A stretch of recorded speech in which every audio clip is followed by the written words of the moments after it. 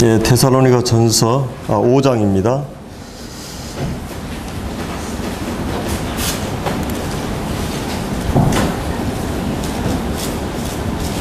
아, 1절부터 3절까지 함께 읽겠습니다. 시작. 형제들아, 때와 시기에 관하여 너에게 쓸 것이 없음은 주의 날이 밤에 도적같이 이를 줄 너희가 알미라. 저희가 평안하다 안전할 그때 잉태된 여자에게 해산의 고통이 이름과 같이 멸망이 호련히 저에게 이르니니 결단코 피하지 못하리라. 이 데살로니가 전후서는 예수님의 재림에 관한 그런 진리를 말씀해주고 있습니다. 그래서 종말론적인 그런 서신이라고 그러는데, 데살로니가 전후서를 통해서 저희들이 종말을 향한, 종말에 대한 성도들의 삶의 자세가 어때야 하는지 이 말씀을 통해서 교훈해주고 있습니다. 제가 주로 말씀을 전하면서 종말에 관한 부분을 많이 언급을 못했던 것 같아요. 근데 이제 제가 전주에 1시간하고 또 전에 제가 로마서 13장에서 구속이 가까웠느냐라는 제목으로 함께 교제한 적이 있는데, 오늘 제가 세 번째로, 그래서 아마 6, 7시간 정도 이 종말에 관한 부분에 대해서 이 데살로니가 전후서를 통해서 이렇게 살펴보게 될 것입니다. 먼저 우리 데살로니가 전서 1장을 잠깐 한번 보죠. 1장 10절. 또 죽은 자들 가운데서 다시 살리신 그의 아들이 하늘로부터 강림하심을 기다린다고 말하니 이는 장차 임할 진노에서 우리를 건지시는 예수시니라.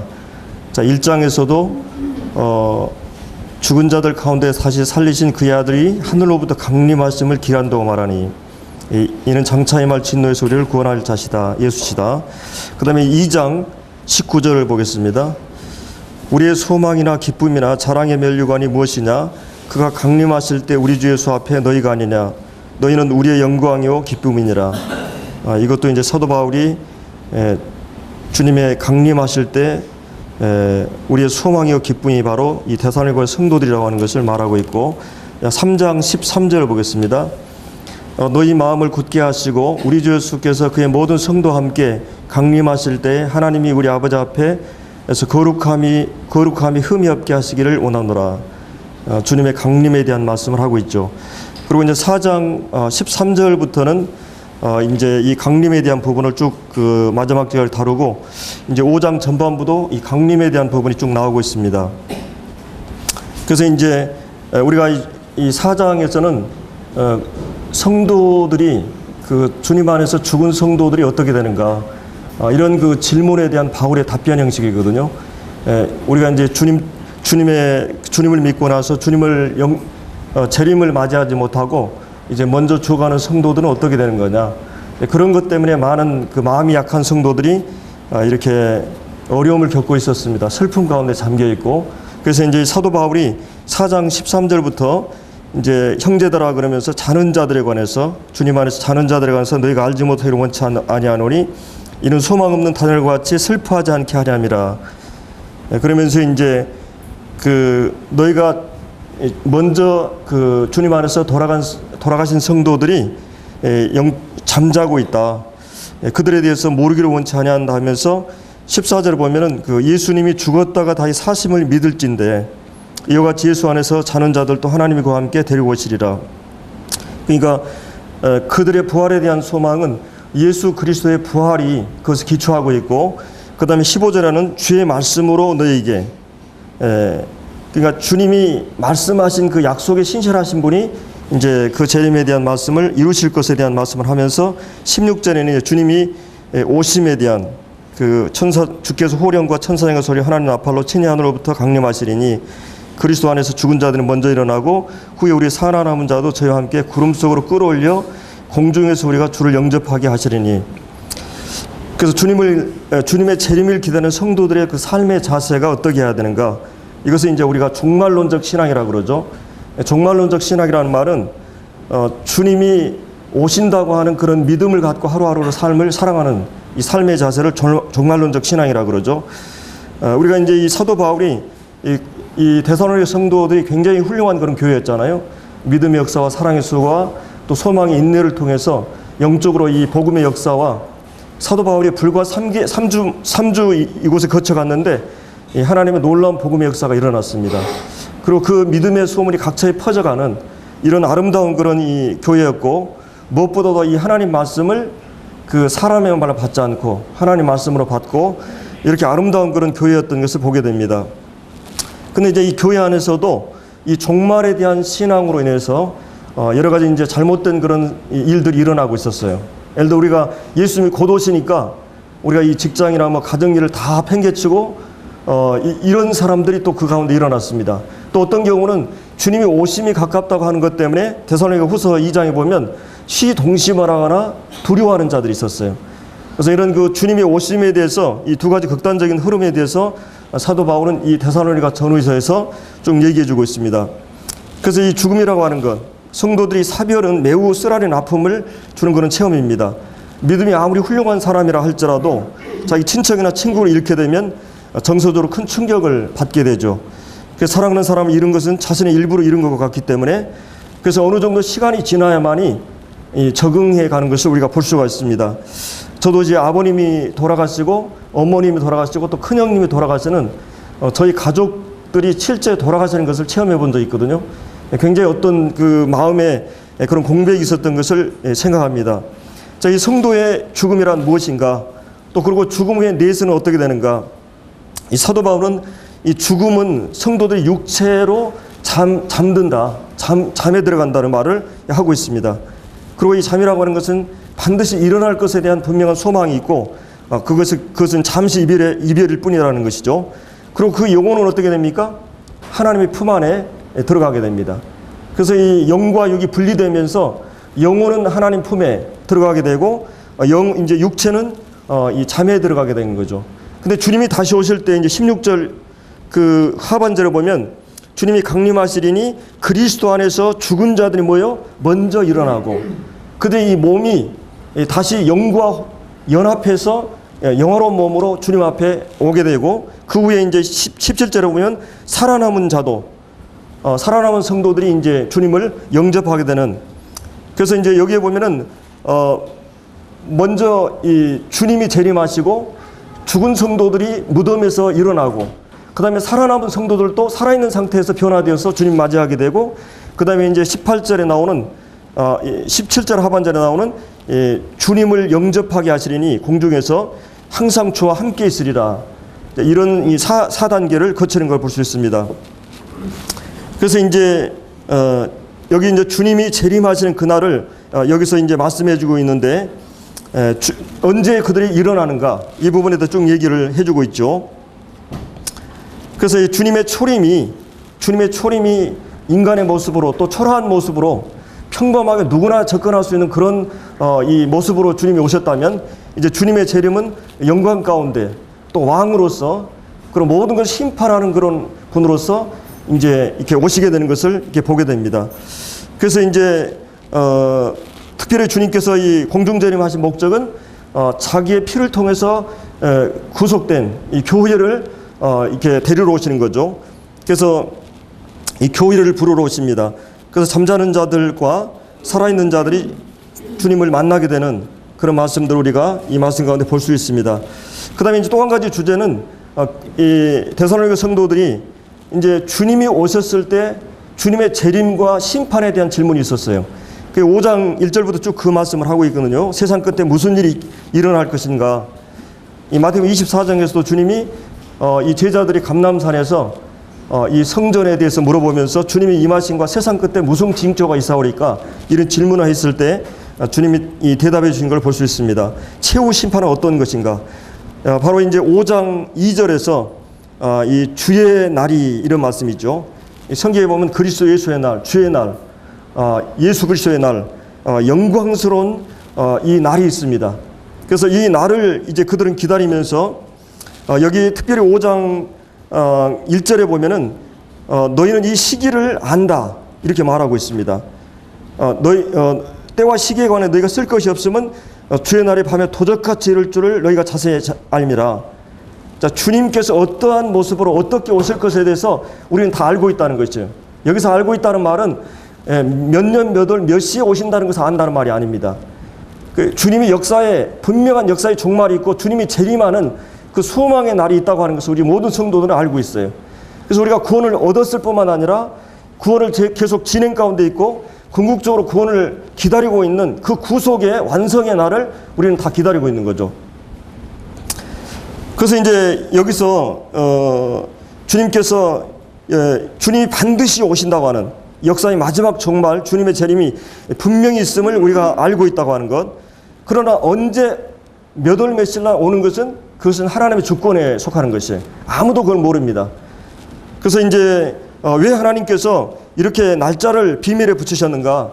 언제 오신다고 하면 우리가 그날을 대비해서 잘 할 건데 마치 학교에서 시험 문제 먼저 제출하고 이 범위를 얘기해주고 그리고 언제 시험 본다고 하면 우리가 준비를 잘 할 거 아니에요? 근데 이 성경은 이 부분에 대해서 비밀에 붙였습니다. 개인의 종말도 마찬가지고 역사의 종말도 성경에서는 비밀에 붙여 있다고 하는 것이에요. 왜 그랬을까요? 그것은 이제 그리스도인이 언제나 부패하지 않고 거룩한 삶을 지속하기 위해서 그리고 끊임없이 우리에게 긴장을 허락하기 위해서 하나님이 배려한 것입니다. 하나님께서 그렇게 하신 건 하나님의 지혜요, 하나님의 비밀이에요. 사실은 우리가 주님이 언제 오신다고 하면 사실은 그 가까운 날 대비하지 그 전에는 퍼져서 살게 됩니다. 주님이 우리를 가장 잘 아셔요. 그래서 여러분들이 이 청어에 대한 얘기 들어봤죠? 이 청어 장사 중에 한 사람이 한국에서 중국으로 하는데 이 사람은 청어가 항상 싱싱하고 살아있어요. 대부분의 사람은 다 죽여서 이제 가져오는데 근데 이 청어의 그 천적인 이 맥인가요? 그걸 하나 거기다 놓으면 이 청어들이 긴장해가지고 살기 위해서 하다가 한두 마리 먹히고 나머지는 다 산다는 것이에요. 하나님께서 우리 교회에게 계속 긴장이 필요하다는 거 아십니다. 개인의 삶에도 그렇고 역사에 대해서도. 그리고 여러분이 개구리가 어떻게 죽는 실험을 아시죠? 뜨거운 물에다 던지면 그냥 튀어나오죠. 근데 서서히 물을 뜨겁게 하면 뒤로는 뜨거워도 모릅니다. 그래서 이렇게 죽어가는데 주님은 우리에게 그런 세상의 어떤 것에 취하지 않도록 하기 위해서 우리에게 이런 것을 허락하십니다. 죄의 유혹이 강력한 또 생활의 염려로 인해서 우리의 마음이 긴장이 풀어지고 이 생활의 염려로 마음이 둔해져서 주님이 오심을 우리는 기다리지 않고 세상에 취할 수 있기 때문에 그래서 주님이 승천하시면서 반드시 내가 다시 오겠다. 사도행전 1장이나 요한복음 14장에서 너희는 마음에 근심하지 말라. 하나님 믿으니 또 나를 믿어라. 내가 아버지 집에 너희들을 위해서 거할 처소를 만들고 내가 너희를 다시 데리러 오신다는 말씀을 분명히 하셨죠. 자, 그런데 언제 오시겠다는 말씀 하지 않았어요. 기다리는 입장에서는 주님 오실 때까지 무작정 기다릴 수밖에 없는 사실은 인간이 얼마나 매우 간사하기 때문에 예수님이 오신다는 것을 이제 오실 때까지 우리는 실컷 먹고 마시면서 방탕할 수 있기 때문에 주님은 오신다는 그 시간에 대해서 비밀에 붙인 것을 볼 수 있습니다. 우리가 이제 예를 들어서 대학 수능 시험을 보게 될 때 1년에 한 번씩 계속 시험을 보게 되잖아요. 마치 이것은 우리 인생의 종말과 같이 주님이 반드시 오신다는, 그리고 수능 시험을 잘 볼 수 있는 사람은 며칠 만에 할 수 있는 게 아니죠. 꾸준히 하루를 준비하는 사람들이 그날의 영광을 차지하게 될 것입니다. 저도 이제 어제 송찬호 서대문교회 목회하시는 형제님 이제 칠순 고일을 맞이하고 또 이 출판 기념회를 하셨어요. 이 40권 책을 출간하는데 우선 13권이 나왔는데, 거기서 가서 제가 이제 여러 축사라든지 뭐 이런 축시라든지 이런 걸 들으면서 제가 형님에 대한 한 가지 참 마음에 강하게 인상에 들어온 말이 있어요. 그는 일반적으로 모든 일꾼들이 그분을 존경하고 귀한 분으로 아는데, 그분이 한 가지는 뭐냐면 자기 일에 성실한 사람을 보았느냐, 그 사람은 왕 앞에 설 것이요 천한 사람 앞에 서지 않는다. 정말 그 형님은 자기의 모든 삶에 있어서 가정이나 교회나 자기가 하고 있는 모든 분야에 있어서 철저하게 근실한 성실한 인생을 살아왔다고 일반적으로 모든 축사하는 사람들이 이렇게 말하시는 것을 볼 수가 있었습니다. 저는 거기 고의에 참석하면서 내 마음에 내 나름대로 어떤 각오를 하게 됐어요. 제가 이제 52세인데 앞으로 20년 후에 나는 저런 위치에 설 수가 있을까? 그것은 단 한 가지예요. 그것은 내가 오늘부터 매일의 삶을 허비하지 아니하고 잘 준비된 사람만이 그날을 맞이할 수 있다는 거죠. 내가 삶을 허비하고 오늘을 충실하지 않으면 그런 날은 우리에게 올 수가 없는 것입니다. 수능을 보는 학생도 마찬가지겠죠. 제가 이 학교 다닐 때 제 친구 가운데 이 짝이 하나 있었어요. 근데 걔는 이제 선생님 아들이었는데 공부를 보통 2, 3등 했었어요. 근데 이 친구는 시험 끝난 날 그 다음 날부터 시험을 준비해요. 그러니까 이 시험이 잘 나올 수밖에 없죠. 제가 같이 있으면서 많은 도전을 받고 그 시기 동안에 이렇게 제가 공부할 수 있는 그런 시간이 됐었는데, 여하튼 우리에게 수능 시험과 같이 분명한 역사의 종말이, 주님이 우리의 삶을 결산하는 날이 우리에게 오고 있다는 것입니다. 그리고 또 한 가지는 이제 우리가 학교에서 시험 볼 때 그런 경우가 있죠. 그러니까 전혀 그 사전에 얘기하지 않고 갑자기 보는 시험들이 있어요. 그건 기본 실력으로 보는 실력들입니다. 그런 것처럼 주님께서 이 불시에 우리에게 예고 없이 우리에게 평소에 공부를 잘하는 모범생들만이 이제 그때 실력을 발휘할 수가 있게 되겠죠. 우리 신앙도 마찬가지입니다. 주님이 불시에 여기 두 가지 비유를 말하고 있죠. 주님이 오실 때 2절에 보면 도적같이, 그리고 3절에 보면 해사라는 여인이 해산 고통이 갑자기 옵니다. 도둑도 그렇고 이 해산의 고통도 돌발적으로 갑자기 우리에게 찾아오는 것이에요. 주님의 오심도 바로 그런 거라고 하는 것이 예고 없이. 이것은 우리가 결정하는 게 아니라 우리의 탄생과 죽음이 하나님의 주권 안에 있는 것처럼 우리 개인의 종말과 역사의 종말에 대해서도 주님이 도적같이 갑자기 우리에게 온다고 하는 것입니다. 그리고 어떤 분이 그런 말을 했어요. 도적은 뭘 가지러 옵니까? 가장 귀한 것을 가지러 오죠. 그래서 아마도 주님을 도적으로 표현하기 좀 그러지만 주님이 가장 귀한 교회를, 보물을 아마 찾으러 오실 겁니다. 그리고 이 해사라는 여인은 한 가지 분명한 것은, 해사라는 여인에게는 어떤 게 있어요? 아기가 반드시 난다고 하는 확신은 있어요. 근데 그것이 언제 올지 모르는 것이에요. 진통이라는 게. 그래서 우리가 주님이 오신다고 하는 확신을 가지고, 주님이 언제 오시냐, 그것보다 더 중요한 것은 주님은 오늘 오실 수 있다고 하는 삶의 자세를 가져야 된다는 것입니다. 이게 종말론적 신앙이라고 그러죠. 그래서 이제 주님이 왜 그렇게 더디 오시느냐, 다 한 가지는 모든 사람이 구원받고 회개하기를 이루기를 원하신다. 하나님께 있어서 우리 시간과 우리 시간 개념이 다르죠. 천년의 하루 같고 하루가 천년 같은 것이 이 하나님의 구원 시각이 전혀 다른 것을 우리가 볼 수가 있습니다. 자, 그러면 이제 여기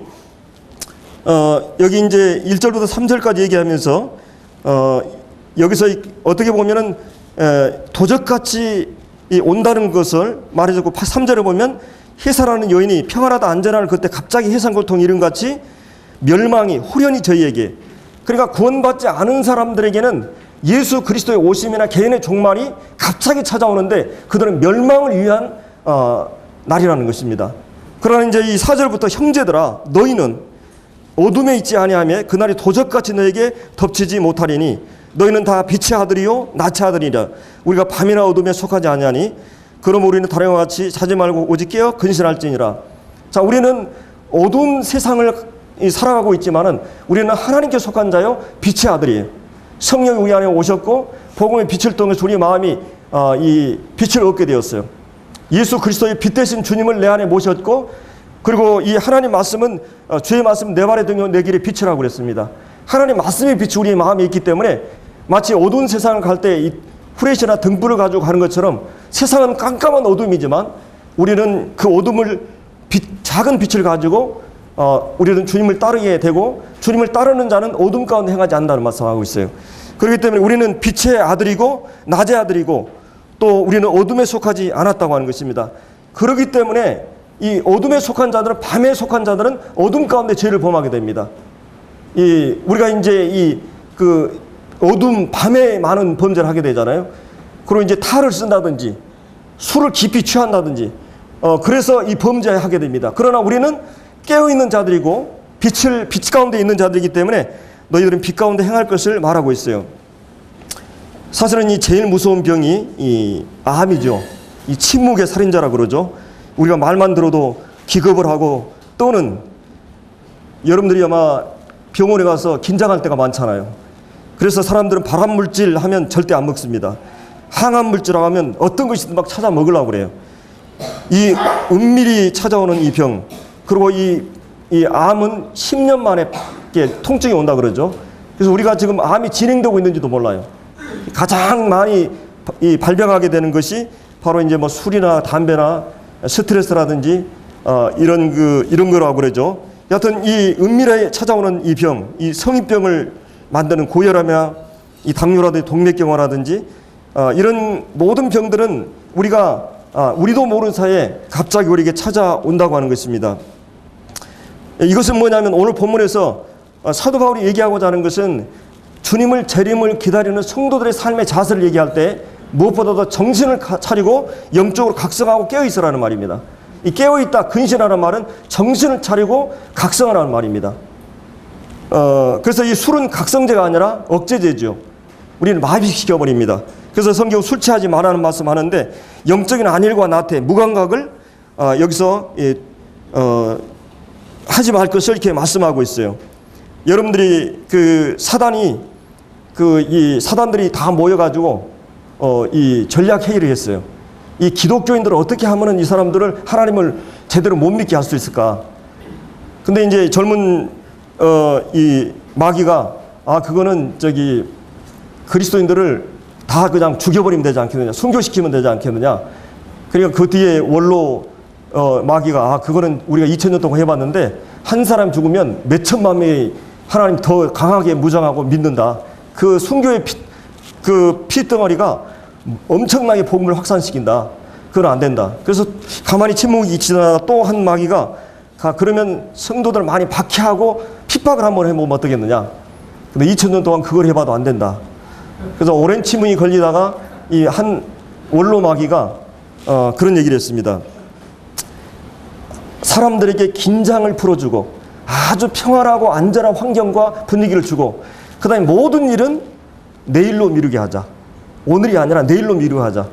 사실은 어떤 분은 그 우화를 만들어 놓고는 이 사단이 성공하는 전략 가운데 하나가 아닌가. 오늘 우리 현 시대에. 그래서 지금 이 성도들이 영적으로 깨어날 수 있는 여러 가지 요인이 있지만 주님이 오심에 대한 이 종말 의식을 갖고 있을 때 우리는 영적으로 각성하고 깨어나게 되거든요. 그래서 여기 우리가 영적으로 깨어나게 하기 위해서 그런 말씀을 주고 있습니다. 또 이 늙은 주의 유언에 대해서, 늙은 주는 평생을 아주 무병장수하고 아주 잘 해가지고 자연사하게 됐어요. 그 지들이 자연사하기 쉽지 않은데, 근데 이 늙은 쥐가 이 젊은 또 아기 지들을 다 모여놓고 이제 마지막 유언을 하면서 너희들 세 가지 조심을 해라. 첫째는 고양이를 조심해라.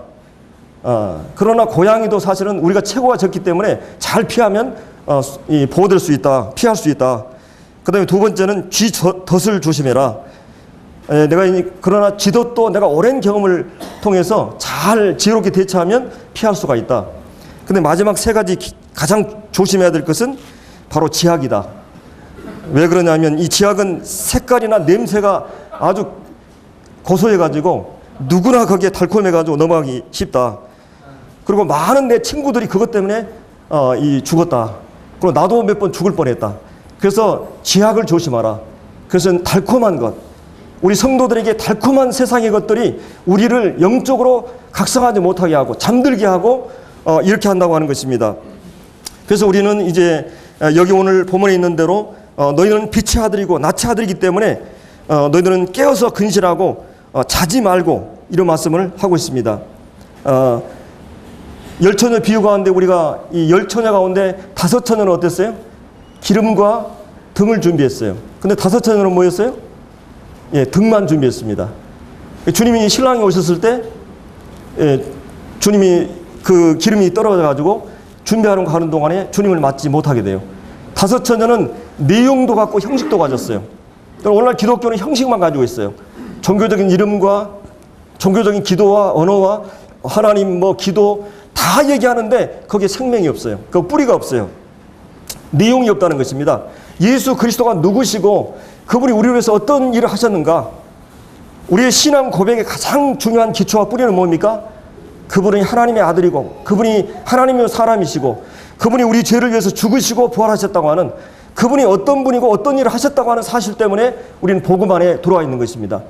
그 복음을 깨달은 사람들만이 성령을 통해서 그 안에 이 복음의 빛을 알게 되고 믿음을 갖게 되고 그 다음에 성령이 내주하게 됩니다. 이 기름은 바로 복음과 성령을 말하는 거죠. 그래서 이 내용을 가지고 있는 사람들만이 주님께서 뭐라 그랬어요? 내용을 가지고 있지 않은 사람들은 뭐라 그랬습니까? 나는 너희를 모른다 그랬어요.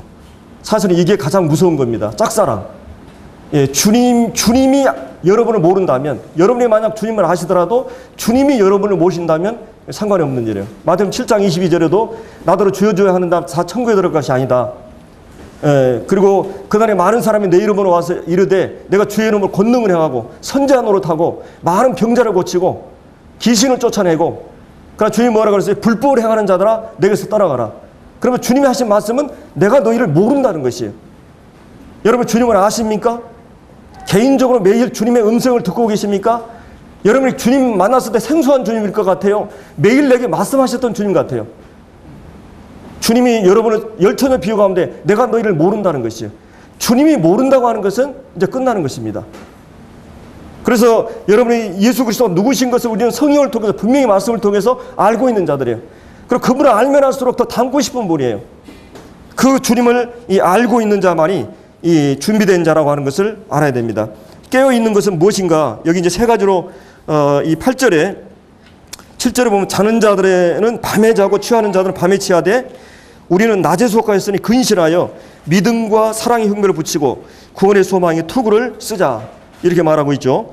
자 여기서 이제 세 가지 말하고 있죠. 믿음과 사랑과 소망. 이게 데살로니가 교회의 그 교회의 가장 영성을 평가할 수 있는 기준이 뭡니까? 믿음의 역사와 사랑의 수고와 소망이 있네. 그러니까 믿음만이 아니라 믿음은 역사했어요. 사랑은 구체적인 수고로 나타났어요. 그리고 소망은 매일의 삶 가운데서 인내로 나타났습니다. 그것이 데살로니가 교회의 특징인데 여기 세 가지로 무장할 것을 말씀을 해주고 있습니다. 우리는 주님이 오신다고 하는 종말에 대한 확신을 분명하게 가져야 됩니다. 이 하나님 말씀은 절대 거짓말이거나 펑크난 적이 없어요. 이 초림이 이 구약에서 이제 400번 예언했는데 주님이 그대로 오셨고 다 성취됐습니다. 이제 주님의 재림은 구약에서 1500번, 신약에서 약 300번, 초림보다 약 4배 정도 더 많이 말씀하고 있어요. 주님이 다시 오신다는 그 말씀. 자, 그러면 이제 여기 믿음이라고 하는 말씀을 하고 있는데 이 믿음은 사실은 여러분이 구원받자마자 믿음의 눈을 뜨게 되죠. 예수 그리스도가 누구인 것을 알게 되고 주님이 어떤 분인가 알게 되면서 그분을 믿게 된 거죠. 그리고 우리 의인은 믿음으로 말미암아 살게 됩니다. 그리고 우리는 말씀과 약속을 믿고 그리고 우리의 삶의 모든 과정에서 내 고난과 이 어두운 한밤중에도 그분이 나에 대해서 신실하신 분인 것을 우리는 믿게 돼 있어요. 다른 말하면 그분의 말씀을 믿고 그분의 성품에 대한 신뢰를 갖고 우리가 믿음으로 살아가게 돼 있어요. 근데 이제 이 믿음은 반드시 어떤 결과를 가져옵니까? 우리가 이 행함을 가져오게 돼 있어요. 믿음은. 그리고 이 믿음은 거룩함을 가져옵니다. 여러분 믿음이 왜 거룩함을 가져오냐면 제가 참외밭 얘기했었죠. 어떤 그 중학생이 참외밭을 지나가다가 참외를 따먹을까 말까 인간의 양심이 있기 때문에 둘러보죠. 짐승은 그렇지 않은데 이게 근데 만약에 사람이 보지 않는다고 하면 따먹게 되는 것이에요. 이 참외밭에 이 원두막에 할아버지가 저 뒤에 고목나무에서 숨어서 보고 있었어요. 근데 아무도 없다고 생각하니까 범죄를 하게 되는 거죠. 근데 뒤로 그게 발각돼 가지고 이제 혼을 난 기억을 제가 얘기한 적이 있는데 바로 하나님이 살아계시다고 하는 그런 말씀이 진리라고 한다면 우리 삶은 거룩을 가져와요. 반드시 거룩한 삶이 방탕한 삶이나 아니한 삶이 이루어졌다고 하는 것은 믿음의 문제가 있는 것입니다. 우리 의인은 믿음으로 말미암아 살아요. 이 믿음의 기초가 무너지면 의인은 무엇을 할 거 그랬어요. 그래서 이 믿음은 이 말씀으로 말미암아 오죠. 로마서 10장 11절에 보면 믿음은 들으면서 나며 들으면 그리스도의 말씀으로 말미암아요. 말씀을 접하지 않고는 우리가 믿음이 생기지 않아요. 그래서 우리가 교회 와서 말씀을 듣게 되고 교제라든지 모든 것 가운데 말씀을 중심에 두는 것입니다. 이 그리스도인들은 이 신앙이라고 하는 것은 하나님 말씀 중심, 하나님 중심, 그리고 교회 중심의 신앙이 돼야 돼요. 이것이 아니면 절대로 신앙이 건전하게 세워질 수가 없는 것입니다. 그래서 믿음이 없이는 기쁘시게 못하나니 하나님께 나아가는 자는 반드시 그가 계신 것과 그가 자기를 찾는 자들의 상주심을 믿어야 할 것이다. 믿음은 뭐냐? 하나님을 신뢰하는 것이에요. 하나님 그대로 믿는 것입니다. 내 삶의 상황이 어떻게 뒤틀려고 어떻게 나아가도 하나님에 대한 신뢰를 갖게 돼요. 그리고 하나님이 가장 기뻐하시는 거 바로 하나님 자신을 믿어주는 것입니다. 그리고 이제 여러분들이 이 덴마크의 실존주의 유실론 그 철학자였던 키에로 케고르가 이런 재밌는 얘기를 했어요.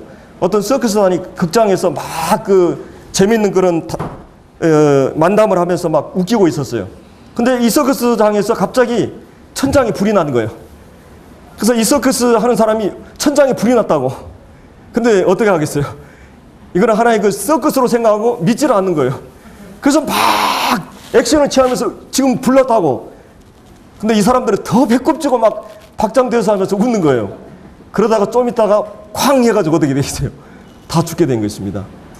제가 이 얘기를 하는 것은 우리 성도들의 삶이 믿음을 따라 살지 않으면 거룩하지 않고 진실하지 않습니다. 거룩하고 진실하고 진지한 삶의 자세가 없으면 세상 사람들은 우리의 말을 농담으로 여길 수 있어요. 여러분 삶에 정말 양심을 따라 정직하게 성실하게 하나님 앞에 살고 있습니까? 거룩한 삶을 살고 있습니까? 여러분의 말에 신뢰를 갖고 있습니까? 세상 사람들이? 여러분의 남편과 아내가 그렇다면 여러분의 말의 권위에 의해서 그들은 말을 들을 것입니다. 삶이 방자하게 되면 사람도 우리의 말을 듣지 않을 수가 있어요. 그리고 이제 우리가 이 믿음은 반드시 사랑으로 역사하게 돼 있어요. 믿음으로 이 사랑으로 역사하는 믿음이라고 그랬죠. 믿음은 이 바늘 갖는 신을 가는 것처럼 반드시 우리 주 예수 그리스도에 대한 믿음은 성도에 대한 사랑으로 나타나게 돼 있어요. 예배서 1장 15절에 그런 말씀 나오죠. 그리고 이 디모데전서 1장 5절에도 그 선한 양심과 청결한 믿음 마음과 거짓이 없는 믿음으로 나는 사랑이라고 그랬어요. 그러니까 이 사랑이라고 하는 것은 청결한 마음, 선한 양심은 거짓이 없는 믿음에서 나옵니다. 이 하나님 말씀에 대한 믿음이 우리를 이런 그 거룩한 못자리 판에서부터 사랑이 흘러나오게 돼 있어요. 그러니까 우리가 이 얘기하는 사랑이라고 하는 건 감상적인 그런 사랑이 아니에요. 하나님 말씀에 대한 믿음이 성도들을 하나님을 사랑하게 돼 있어요. 그러니까 성도를 사랑하지 않으면 하나님 사랑하는 게 아니라고 그러죠. 요한일서 4장 18절에 말하고 있죠. 그래서 이제 이 사랑은 반드시 하나님을 사랑하는 자는 말씀을 순종하게 돼 있어요. 나의 계명을 가지고 지키는 자는 나를 사랑하는 자다. 그러니까 하나님 말씀을 순종하지 않은 사람은 주님 사랑하지 않는 거죠. 그리고 이제 이 주님을 믿게 되면 그 믿음이 좋다는 건 반드시 사랑으로, 성도에 대한 사랑으로 나타난다고 하는 것이에요. 우리는 이 신앙을 사랑의 힘에 의해서 이루어져 가는 것입니다. 어떤 식모가 있었는데 어떤 부잣집에 가서 이 식모살이를 했어요. 근데 이 처녀가 어느 날 그 부잣집 아들과 이렇게 연애에 빠지게 됩니다. 서로 깊이 사랑하게 되는데 뒤로는 결국은 이제 이 처녀가 배우지 못했기 때문에 쭉 공부도 시키고 검정을 시켜가지고 이제 어느 시점이 돼서 자기 부모들에게 얘기를 해요. 그리고 결국은 결혼을 하게 됩니다. 이 아가씨가 아침부터 새벽부터 저녁까지 늘 이 빨래를 하고 청소를 하고 이제 밥을 하고 그 식모로서 마치 이 노예처럼 살았는데 자기 남편이 되니까 어떻게 하겠어요? 정말 이제 빨래를 하고 청소를 하고 옷을 데리고 하는 것이 사랑의 힘에 의해서 의무나 억지로 하는 게 아니라 우리 신앙생활이라는 것은 주님에 대한 사랑으로 하게 되는 것이에요. 믿음과 사랑의 역사를 통해서 되는 것이에요. 그것으로 우리를 무장을 하는 것입니다. 이것이 영적으로 깨어있는 사람의 특징 가운데 하나인 것이에요. 이 선다싱이 이 히말라야 그 인도의 그 큰 산을 건너가는데 한 사람이 죽어 있었어요. 근데 이 선다싱이 친구와 같이 그 길을 걷고 있는데 그 길은 그 겨울에 잘못하면 거의 죽는 그런 긴 거리였어요. 아주 혹독한 추위가 있었는데 이 선다싱이 친구에게 야, 우리 이 사람이 죽어가는데 이 사람을 데리고 가자. 그래, 야, 우리도 살기 힘든데 일단 우리는 가자. 그럼 그 사람은 혼자 먼저 갔어요. 근데 이 선다싱이 이 사람을 이제 업고 막 죽을 힘을 다해서 가고 있었어요. 근데 이제 이 산을 넘고 쭉 내려가는데 어떤 사람이 쓰러져 죽어 있었어요. 보니까 그 친구였어요. 근데 이 선다싱은 힘을 다해서 이 사람을 덜채 메고 가다 보니까 땀이 흐르고 서로가 온기가 와가지고 서로 둘이 살게 됐어요. 이 사랑은 자기도 살리고 상대로 살리게 됐어요. 자기 혼자만 살겠다고 하는 사람은 결국은 그 혹독한 추위에 죽게 된 것입니다. 이 성도는 바로 이 사랑에 의해서 사랑의 힘에 의해서 살고 사랑을 행할 때만 우리의 생명이 성장하고 신앙이 세워져 가는 것을 보게 되는 것입니다. 그리고 이제 또 한 가지는 소망의 인내. 여러분 주님의 오심을 기다리는 그런 삶을 살고 있습니까? 제가 이 서울 가는 고속버스에서 우리 허연욱 형님 그런 말씀하셨죠.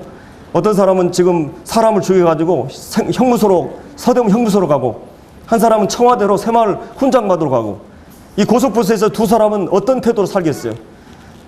자기의 개인의 또 마지막 죽음을 향해서, 심판을 향해서 가는 사람하고, 그리고 주님을 만나러 영광스러운 그런 상을 받으러 가는 사람의 삶의 태도가 어떻겠어요?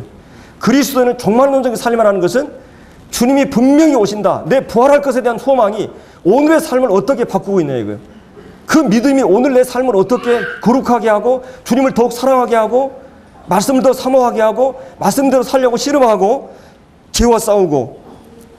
미국에서 어떤 켈럽 조사를 했는데 1년 후에 죽으면 그동안 무엇을 할 것인가? 700명이 답을 했어요. 1년 동안 무엇을 하고 살 것인가?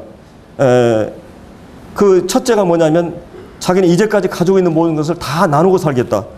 또 한 가지는 가족과 많은 시간을 보내겠다. 그리고 그동안 많이 갈등하고 싸웠던 사람 화해를 하고 용서하며 화해하고 살겠다. 이런 말을 했습니다. 어떤 집사님이 경건한 그런 복음을 깨달은 그런 집사님이 계셨는데, 이분이 대학 교수였어요. 어느 날 실제 실화입니다. 그 병원에 가서 몸이 나른하고 좀 피곤하고 그래가지고 검진을 해봤는데 암이었어요. 이분은 이제 의사 선생님이 제가 몇 개월 살 수 있겠느냐고, 딱 6개월 살 수 있겠다고. 그래서 자기는 이제 6개월이라는 이 짧은 기간 동안에 어떻게 살 것인가. 그래서 그 6개월 동안 그런 재산들을 다 정리하고, 그리고 빚을 다 갚고, 모든 사람과 화해하고, 그리고 정말 하나님을 만날 준비를 철저하게 하고 6개월이 됐어요. 근데 이상하게 이 몸이 이상이 없는 거예요. 그래서 다시 병원에 또 찾아갔습니다. 이게 딱 해보니까 이게 오진이었어요. 얼마나 많은 재산을 다 사람들 나눠주고 이런 일을 했습니까? 그래서 많은 사람들이 그 사람에게 집사님 혹시 그동안 후회하지 않냐고 그랬어요. 그 집사님은 그런 얘기를 했습니다. 나는 절대로 후회하지 않습니다. 그리고 내 인생의 마지막까지 이런 태도로 살고 싶습니다. 이런 얘기를 했어요. 이게 종말론적인 삶의 태도입니다. 주님이 반드시 오신다. 그리고 그분은 오늘 오실 수 있다. 왜 주님이 그의 신비에 던져놨습니까? 매일 주님이 오신다고 하는 그런 삶의 태도로 살게 하기 위해서. 저도 사실은 이 종말론에 대해서 많은 언급을 안 했는데, 이번에 제가 이렇게 말씀을 이렇게 연구하면서 제 자신이 다시 한번 주님 오심에 대한, 그리고 매일 주님을 기다리는 그런 삶의 태도로 살아야겠다는 그런 생각을 갖게 됐습니다. 그러면 이제 여기 9절에 보면 하나님이 우리를 세우심은 노하심에 이르게 하심이 아니요, 하나님 우리를 선택하시고 부르시고 세우신 것은 노하심에 이르게 하심이 아니며 오직 우리 주 예수 그리스도로 말미암아 구원을 얻게 하기 위해서. 그래서 우리를 구원하셨는데 궁극적으로 구원하기 위해서 우리를 부르셨다고 하는 것이에요. 예수께서 우리를 위해서 죽으사 우리로 하여금, 그분이 나를 위해서 피 흘려 돌아가신 그 이유가 목적이 뭐냐? 깨든지 자든지, 여기서 잔다고 하는 말은 자연적인 잠입니다. 아까 이 영적으로 잠잔다는 말이 아니고 우리가 깨든지 자든지 자기와 함께 살게 하려 하기 위해서.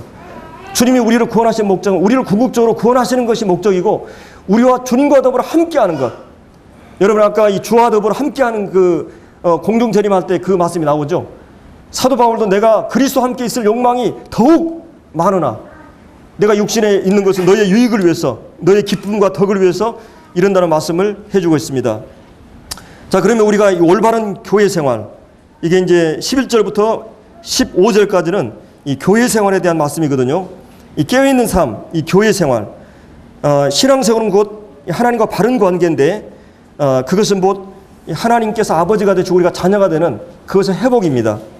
거기에 모든 행복과 축복이 우리가 주어지죠. 그래서 교회를 떠나서는 우리 신앙이 바르게 세워지지 않습니다. 오늘날 탈교회주의, 무교회주의자들이 있는데 절대로 그 사람들의 신앙이 제대로 세워지지 않아요. 이 말씀 중심, 하나님 중심, 이 교회 중심. 그러나 한 가지 우리가 알아야 될 것은 이 지상의 교회는 완전한 교회가 아니라는 것이, 불완전한 교회.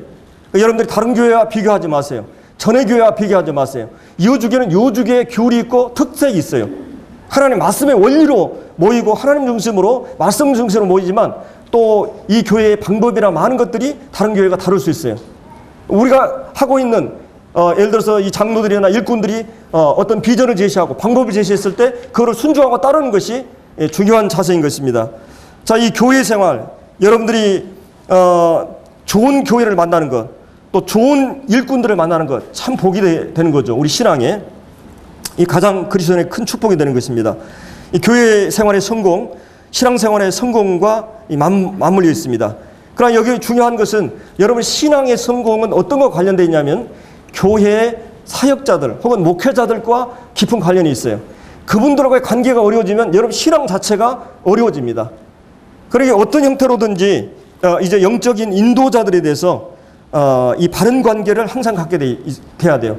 어려운 일이 있으면 서로 화해하고 또 그들을 위해서 늘 깨어서 기도하고, 오늘 이제 여기 12절에 보면 형제들아 우리에게 너희 구하노니 너희 가운데 수고하고 주 안에서 너희를 다스리며 권하는 자들을 너희가 알아주고, 여기서 이 영적인 리더들, 영적인 장로들은 무엇을 하느냐? 여러분이 만인 재산이기 때문에 누구나 다 성도, 형제이기 때문에 교회는 질서가 없습니까? 그것이 하나님 삼위일체가 질서가 없어요? 남편과 아내, 부부가 질서가 없습니까? 인격적으로 평등하지만 하나님 질서를 세워놓으셨어요. 어느 공동체인데 하나님은 반드시 질서를 세워놓습니다. 그 질서를 존중할 때만이 공동체가 번영하게 돼 있어요. 영적인 지도자, 사단의 공격 대상의 1호가 바로 이 영적인 인도자들입니다. 그들의 인격에 많은 연약이 있을 수 있어요. 또 그들의 어떤 이 방법에 많은 연약이 있을 수 있습니다. 그러나 하나님께서 세우신 권위에 대해서 기본적으로 순종하는 자세가 굉장히 중요하다는 것입니다. 여러분 목회자의 인격을 거론하며 불순종하는 경우가 더러 있어요. 그 지식에 있어서나 배움에서 교양이나 말실수나 이런 걸 거론할 수 있습니다. 그러나 여러분 성경에 다윗이 사울을 존경할 만한 했습니까?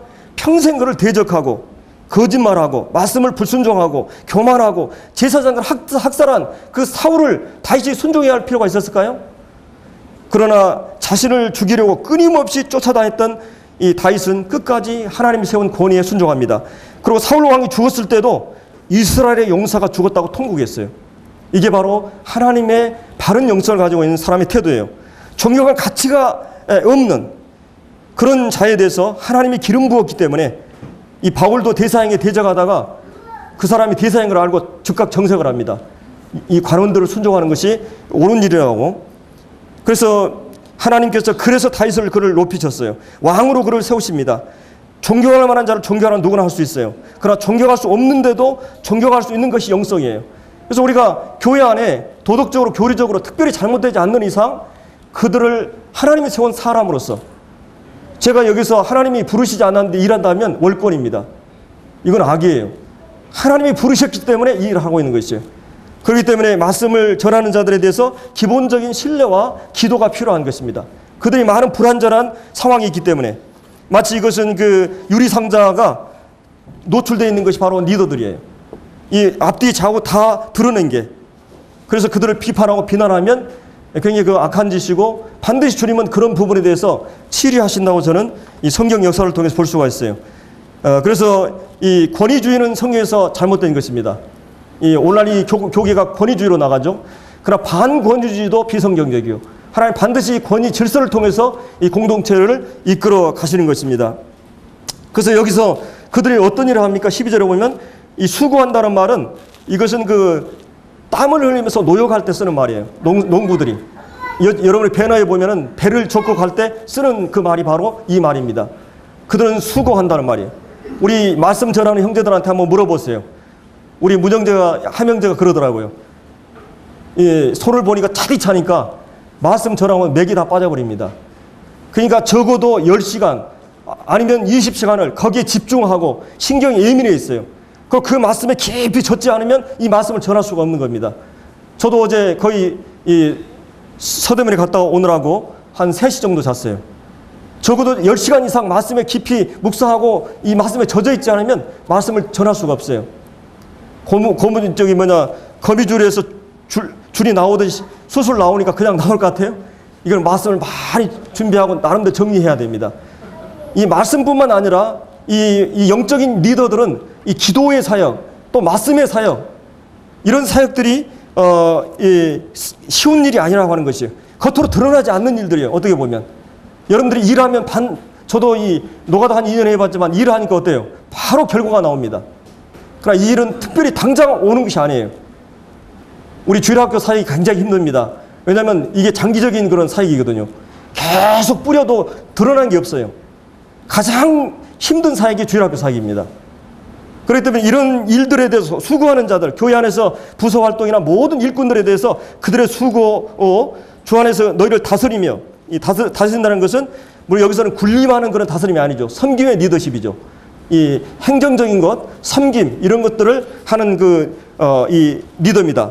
교회를 공동체를 인도하는, 그다음에 말씀으로 그들을 책임하고 권하는 이런 자들을 너희가 뭐라 그랬어요? 그들을 알아주라, 인정을 하는 것입니다. 하나님 세운 자들을 인정하라. 그리고 거기에 보면은 이 13절에 저희 역사로 말미암아 사랑 안에서 가장 귀히 여기며, 하나님 그들을 통해서 구원받은 역사가 일어나고, 물론 우리가 일꾼들만 일하는 게 아니에요. 여러분이 기도 제목 계속 내잖아요. 수요일 날 구도자들. 여러분이 기도의 후방이 지원이 없으면 전방에 전도할 때 역사가 안 일어납니다. 그러니까 저는 여주 교회가 팀워크로 영혼들을 구원하는 일을 하게 돼 있어요. 그래서 우리가 그런 자들을 위해서 기도하고, 모든 일은 팀워크 사이에 교회는. 그렇기 때문에 그들의 역사로 말미암아 사랑 안에서 가장 귀히 여기라, 존경하고 소중히 여기라는 말입니다. 그래서 이런 이 권위에 순종하지 않게 되면 하나님께서 그들을 세우신 사람들이기 때문에, 그리고 또 한 가지는 이 좋은 관계가 이 말씀의 은혜의 모든 것을 우리가 축복을 받을 수 있어요. 여러분 학교 다닐 때 선생님, 저는 이 수학 선생님과 영어 선생님과 좀 안 좋아가지고 제 수학 영어를 잘 못했는데, 제가 원래 못하는 게 아니었더라고요. 우리 혜선이 보니까 수학을 참 잘하더라고요. 근데 여기 중요한 것은 선생님이 싫으면 어때요? 그 과목은 이제 꽝이에요. 그러니까 여러분들이 교회 안에서 영적 리더들에 대해서 기본적인 신뢰와 순종을 하는 마음을 갖게 되면, 그것은 결국은 뭐예요? 내가 손해가 되더라는 것이요. 결과가 내가 손해가 되더라는 거예요. 그리고 이제 심는 대로 거둔다는 말이 있습니다. 여러분이 존경하지 않으면 여러분의 다음 세대나 여러분의 자녀들이 반드시 불쌍하게 돼 있습니다. 그리고 계속 존경하게 되면 그 사람도 변화되고 나도 변화됩니다. 여러분이 꼭 그걸 아시고, 남편도 부부관계도 그러잖아요. 남편을 왕같이 대우하면 왕비같이 대우해 줍니다. 근데 내가 하찮게 여기면 그 사람 똑같이 와야 해요. 대접을 받고자 하는 대접하라 그랬죠. 그래서 이런 여러 말씀을 통해서 우리가 이런 교회 안에서 이 말씀 전하는 자들 귀중히 여기는 것, 그들을 무시하거나 인간적으로 공격을 자꾸 하게 되면 낙심하고 침체하게 되어서 말씀의 담력을 잃게 되고, 결국 성도들이 말씀을 듣지 않게 되면 영혼이 병들게 되고 침체하고 잠들게 되고, 교회는 말씀을 막히지 않도록 최선을 다해서 잘 경청하고 또 먹어주는, 그리고 기도하는, 그래서 이 교회 안에서 말씀을 밀어내는, 막는 그 일이, 그리고 세상이 이 교회 안의 프로그램에 들어오지 않도록, 세상적인 것들이, 이것이 굉장히 중요한 이 사역인 것을 우리가 생각해 볼 수 있습니다. 그리고 또 한 가지는 이제 시간이 다 됐는데요. 여기 전체를 요약하면 너희끼리 화목하라는 말씀입니다. 그래서 14절에 보면은 규모 없는 자들, 이게 이제 군대 행진에서 이탈하는, 이 군규를 이탈하는 사람들이거든요. 가정생활이나 교회생활이나 직장생활을 정상적으로 하지 않는 사람들을 이 규모 없는 자들이라고 그러거든요. 그들을 권하고 걔는 이제 징계하는 것입니다. 이 권계한다는 말이.